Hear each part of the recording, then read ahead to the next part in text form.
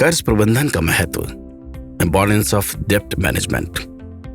डेब्ट मैनेजमेंट यानी कर्ज प्रबंधन सिर्फ एक बिजनेस स्ट्रेटेजी नहीं है, बल्कि ये तो एक कारगर हुनर है।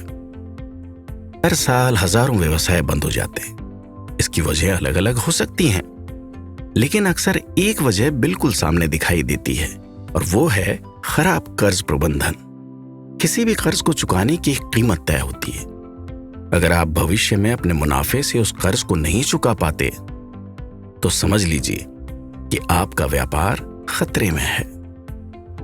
अपना बिजनेस बढ़ाने के लिए कई कंपनियां एक के बाद एक लोन लेती चली जाती हैं, लेकिन अगर उनकी आमदनी उतनी नहीं बढ़ती तो जाहिर है यही लोन उनकी परेशानी भी बन जाता है। तो फिर सही तरीका क्या है? यूं कहें तो सप्लाई चेन फाइनेंस यानी SCF का तरीका। बिजनेस लोन के उलट SCF में ब्याज सिर्फ उतने समय के लिए लगता है जितना फंड इस्तेमाल होता है। इसका अर्थ ये हुआ कि कम ब्याज खर्च और उचित कार्यशील पूंजी यानी एफिशिएंट वर्किंग कैपिटल। यानी आपकी SCF लिमिट का उपयोग आपके कैश फ्लो से मेल खाना चाहिए। भले ही आपको ज्यादा लिमिट मिले, लेकिन उसका 100% इस्तेमाल आप सिर्फ बिजी सीजन में करें।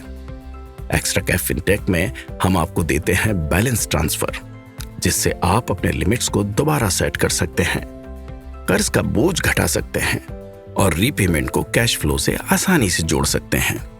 अगर आपके साथ 2 या 2 से ज्यादा लिमिट्स चल रही हैं, तो आपका कैश फ्लो टोटल लिमिट से कम है, तो ये आपके लिए खतरे की घंटी है। क्योंकि आपका कैश फ्लो लिमिट से कम है, ये आपको डिफॉल्ट की तरफ ले जाती है।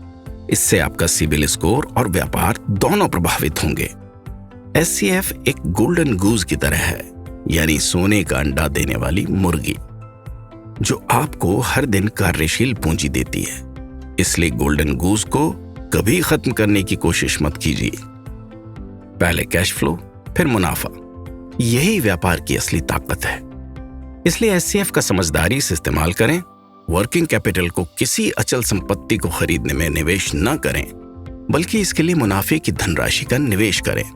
अपने बिजनेस को हमेशा जिंदा रखें और जिम्मेदारी से इसे आगे बढ़ाते रहें।